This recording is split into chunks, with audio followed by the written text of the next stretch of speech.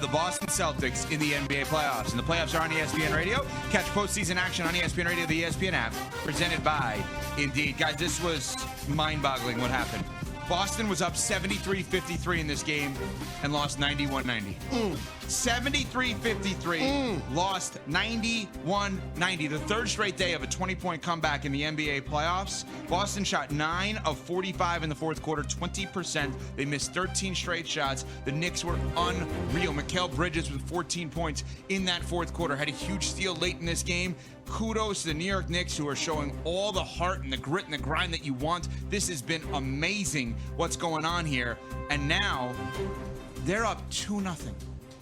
2-0 coming home for a game at the Garden, 3:30 Eastern on Saturday. Smalls, you're laughing, and I think you should be. It's stunning.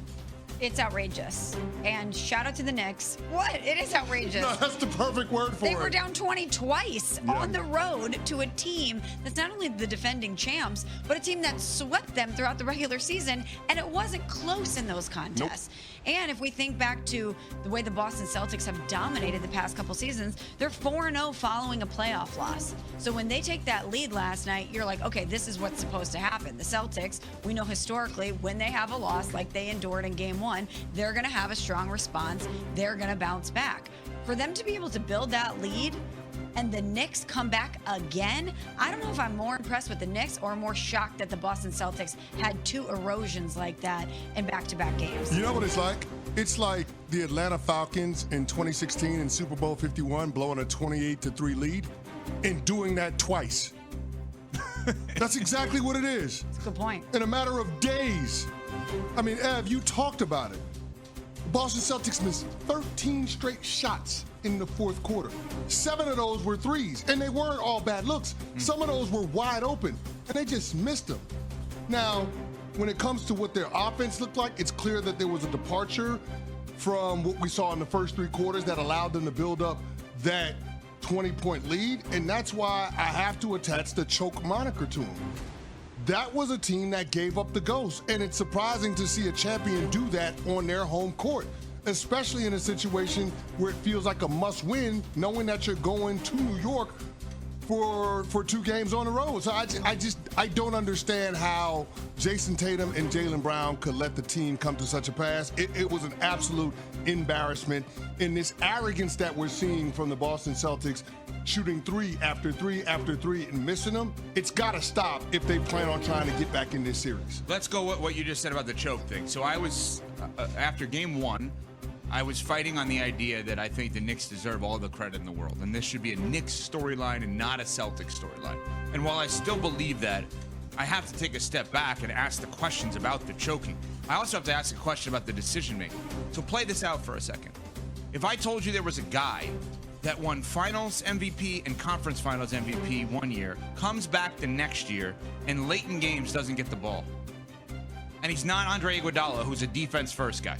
He's a great defensive player, but a guy who can score 40 points on any given night. Why is Jason Tatum the go-to guy? I'm being serious now. Like, at some point, Steve Kerr looks the best out of last night. As odd as that sounds, Steve Kerr looks the best. Because they didn't play him? Yeah. Maybe it was like they won a gold medal, and he's like, I don't know if I want this guy late in games. Jason Tatum was terrible late in this game. The decision-making was bad. Like, this should be Jaylen Brown's team. That's not an insult towards Tatum. I know he's from St. Louis. I know you love him, Smalls. I know he's your favorite player in the NBA. I get all of that. And he's awesome. I'd take him on my team any day of the week. I'd give you up to 6 first-rounders if I could. You're not allowed to. You get what I'm saying? I'd give everything I have in Miami to get Jason twisted. I think there's a guy that's better. In these specific situations? Yes! He won Finals MVP, Conference Finals MVP, and Tatum, who has that wide-open dunk to put them up 1, which I know this is going to sound crazy. I wonder if the Knicks let that happen.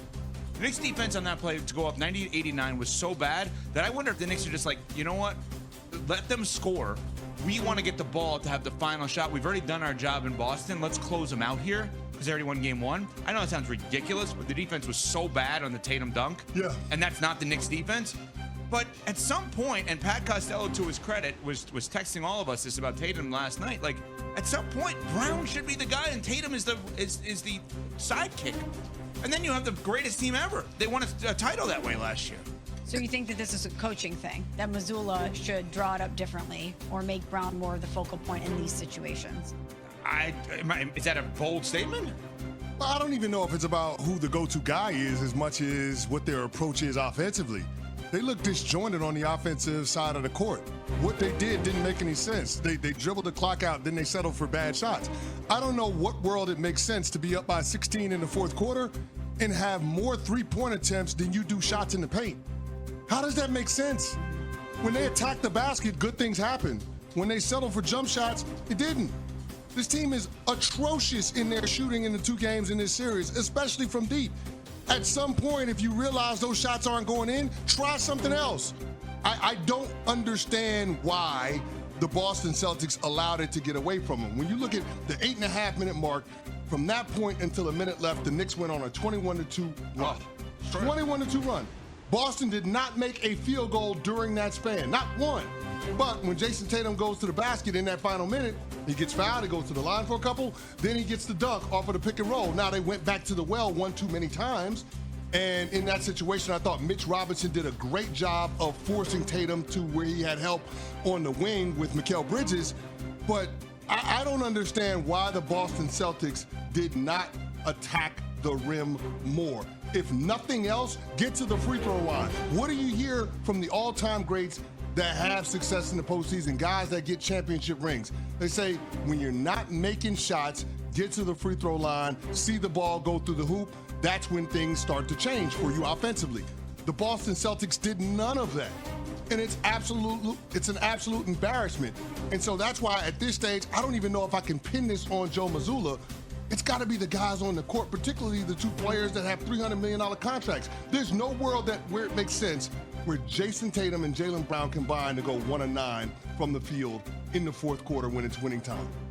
That can't happen. I'm also surprised that the approach was the same, given the fact that after game one, you had both of those stars in Tatum and Brown in different ways talk about how if they could relitigate it, they would have done it differently.